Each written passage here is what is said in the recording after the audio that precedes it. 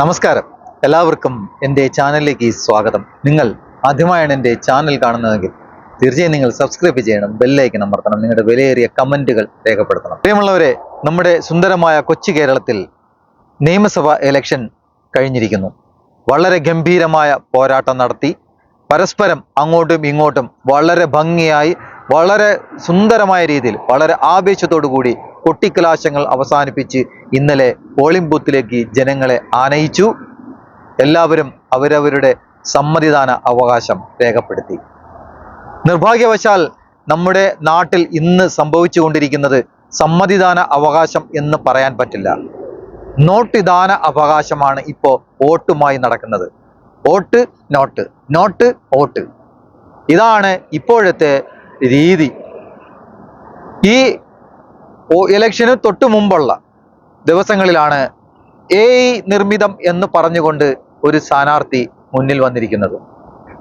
വളരെ നിഷ്പക്ഷമായ രീതിയിൽ കുറെ ചെറുപ്പക്കാർ, പാർട്ടി പ്രവർത്തകർ തന്നെയാണ് അവർ, പിന്നാലെ കൂടി അവരറിയാതെയും അറിഞ്ഞുകൊണ്ടും അവരുടെ വീഡിയോ എടുത്ത് ഇലക്ഷൻ കമ്മീഷന് കൊടുക്കാൻ വേണ്ടി ശ്രമിച്ചപ്പോൾ നമ്മുടെ BJPയുടെ സ്ഥാനാർത്ഥിയായ ശ്രീമതി ശോഭ സുരേന്ദ്രൻ അതിനെതിരെ വളരെ ശക്തമായ രീതിയിൽ പ്രതികരിക്കുന്നത് കണ്ടു.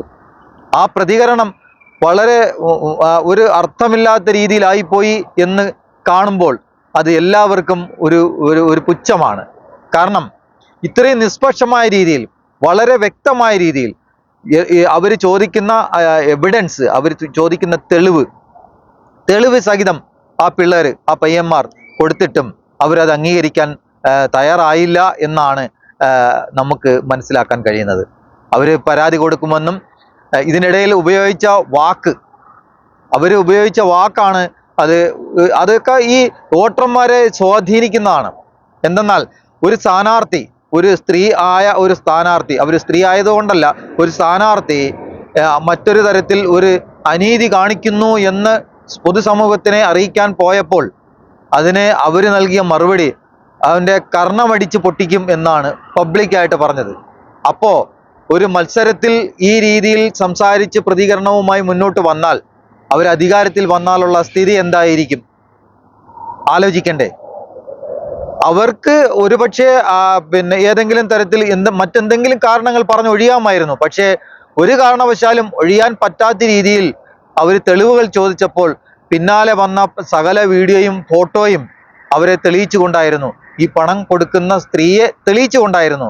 അപ്പോൾ നമ്മുടെ ശോഭാ സുരേന്ദ്രൻ പറഞ്ഞത് അത് AI നിർമ്മിതമായ വീഡിയോയാണ് എന്നാണ് അവസാനം പറഞ്ഞൊഴിഞ്ഞത്. അതായത് വോട്ടിൻ്റെ തലേന്ന് 8-ാം തീയതി, 7-ാം തീയതി ഇത് പിടിക്കുന്നു, 7-ാം തീയതി എല്ലാം പുറത്തു വരുന്നു, 8-ാം തീയതി അവസാന വാക്ക് പറഞ്ഞ് അതിൽ നിന്നും തല ഊരിയത് ഇത് AI നിർമ്മിച്ച വീഡിയോയാണ് എന്നാണ്. ഇപ്പോൾ അങ്ങനെ വേണമെങ്കിൽ പറയാമല്ലോ, കാരണം ഏതൊരു വീഡിയോയും AI ഉപയോഗിച്ച് നമുക്ക് നിർമ്മിച്ചെടുക്കാം. പക്ഷേ അതിനും ഒരു പരിമിതികളില്ലേ? AIയുടെ വീഡിയോയും യാഥാർത്ഥ്യമായുള്ള ഒരു വീഡിയോയും തമ്മിൽ എത്രയോ അന്തരമുണ്ട്. അത് നമുക്ക് ഒരു വിധം സാമാന്യ ബുദ്ധി ഉപയോഗിച്ച് കാണുന്നവർക്ക്, അല്ലെങ്കിൽ സാമാന്യ ബുദ്ധി ഉപയോഗിച്ച് ചിന്തിക്കുന്നവർക്ക് തീർച്ചയായും അത് മനസ്സിലാവും. അങ്ങനെ ഇരിക്കവെയാണ് നമ്മുടെ മറ്റൊരു നേതാവ്, അതായത് ഇത്രയും നാൾ സ്വന്തം സമുദായത്തിൽ വിശ്വസിക്കുകയും അവരെ കൂട്ടുപിടിക്കുകയും ചെയ്തുകൊണ്ടിരുന്ന നമ്മുടെ PC ജോർജും അദ്ദേഹത്തിൻ്റെ മകൻ ഷോൺ ജോർജും പറഞ്ഞിരിക്കുന്നത് ഇനി അമിത്ഷായോട് എന്ത് മറുപടി പറയും എന്നാണ്. അതായത് സമുദായം പബ്ലിക്കിലായി പറഞ്ഞിരിക്കുന്നു BJPക്ക് വോട്ട് ചെയ്യരുത് എന്ന്, പരസ്യമായി പറഞ്ഞിരിക്കുന്നു BJPക്ക് വോട്ട് ചെയ്യരുതെന്ന്. കാരണം ഇന്ത്യയിൽ ഉടനീളം, ഇന്ത്യ ഒട്ടുക്ക് അവർ അനുഭവിക്കുന്ന ബുദ്ധിമുട്ടുകൾ കണക്കിലെടുത്തുകൊണ്ടാണ് അവർ ആ വാക്ക് ഉപയോഗിച്ച് എങ്കിൽ തീർച്ചയായും അത് അംഗീകരിക്കേണ്ടത് തന്നെയാണ്. ഇപ്പോഴിതാ ഷോൺ ജോർജ് പറയുന്നത് സഭാ നേതൃത്വത്തിന് അങ്ങനൊരു എതിരഭിപ്രായം ഉണ്ടെങ്കിൽ അത് അവർ തന്നെ ഇരിക്കട്ടെ. ഈ ദീപിക പത്രം എന്ന് പറയുന്നത് സഭയുടെ കുത്തകയല്ല, അതിൽ ഒരുപാട് ആൾക്കാരുടെ ഷെയർ മാർക്കറ്റ് ഉണ്ട്, അതൊരു ഭീഷണിയാണ്. ഒരുപാട് ആൾക്കാർ അതിൽ ഷെയർ ചേർന്നിട്ടുണ്ട്, അതുകൊണ്ട് ആ ഷെയറിന്മേലാണ് ഈ പത്രം നിലനിന്ന് പോകുന്നത് എന്നാണ് അദ്ദേഹം പറഞ്ഞു വന്നത്. അതിൻ്റെ ഉദാഹരണം, അതിൻ്റെ ആ വാക്കിൻ്റെ ആഗമന ഉദ്ദേശം, അവർക്കും ഇതിലൊരു പങ്കുണ്ട്, അല്ലെങ്കിൽ അവരറിയുന്ന ആൾക്കാരെ കൊണ്ട് ആ ഷെയർ പിൻവലിപ്പിക്കുക, മാക്സിമം ഇതിനെ നശിപ്പിക്കുക എന്നുള്ളതാണ്. കാരണം ആ മുഖപത്രത്തിൽ ദീപിക എന്ന പത്രത്തിൽ അവരും എഴുതി BJPയെ സപ്പോർട്ട് ചെയ്യരുത് എന്ന്.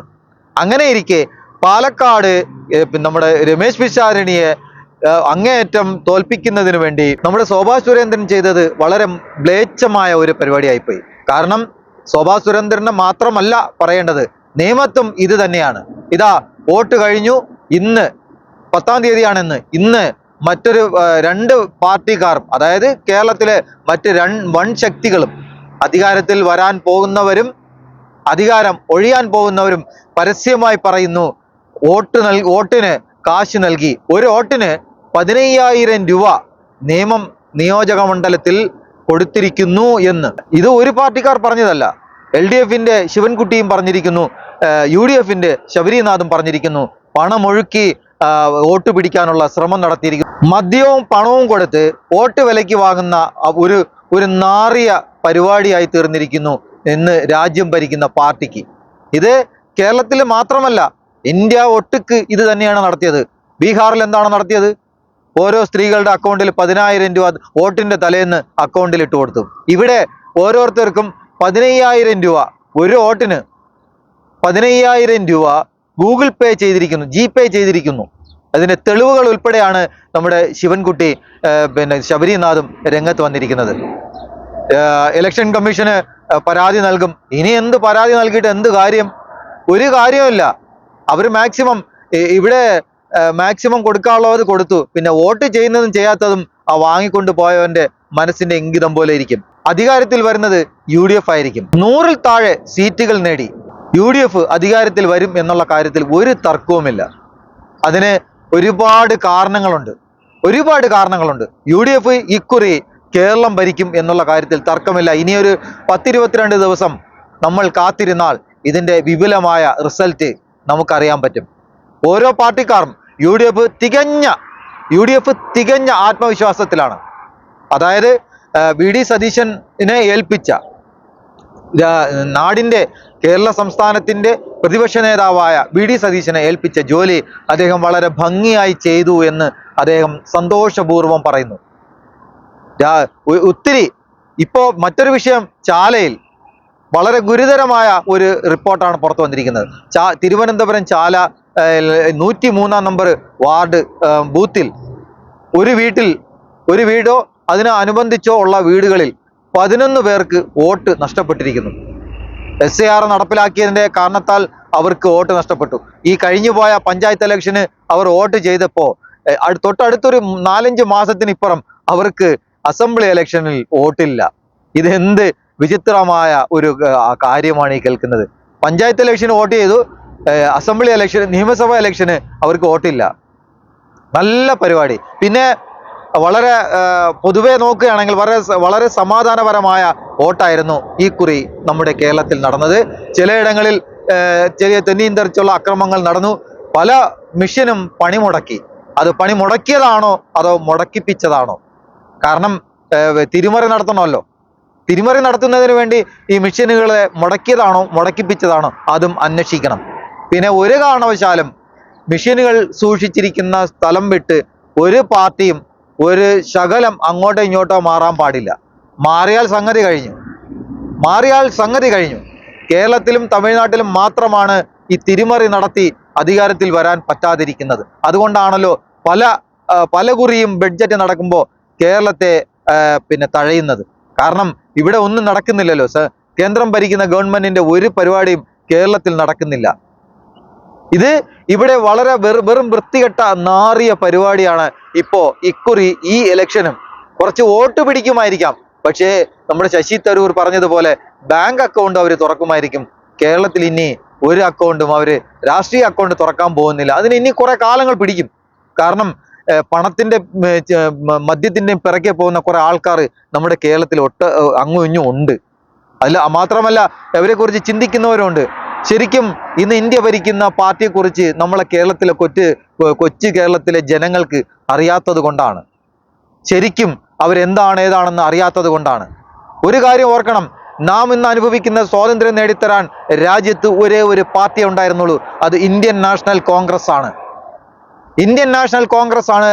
രാജ്യം ഇന്ന് അനുഭവിക്കുന്ന സുഖങ്ങൾ നേടിത്തന്ന ഒരേ ഒരു പാർട്ടി, രാജ്യത്തിൻ്റെ ഏറ്റവും വലിയ കക്ഷി, രാജ്യത്തിൻ്റെ നെടുംതൂണായ കക്ഷി, അതാണ് ഇന്ത്യൻ നാഷണൽ കോൺഗ്രസ്.